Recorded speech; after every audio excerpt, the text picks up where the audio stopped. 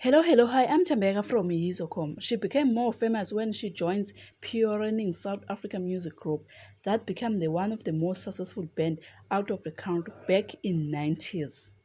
Thembi Seete, who plays the role of mother to a teenage boy, wife to the most respected and strict principal, and also a social worker who is so empathetic.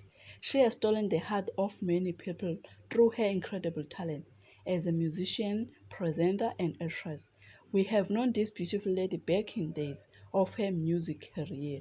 She acted in Zone 14, Yizo Yizo, Hijacking Story, and she presented a show called Jika Majika.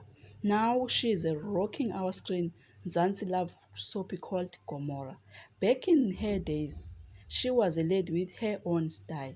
Even today, her style is going on another level. I thank you. Please don't forget to subscribe, like, and comment.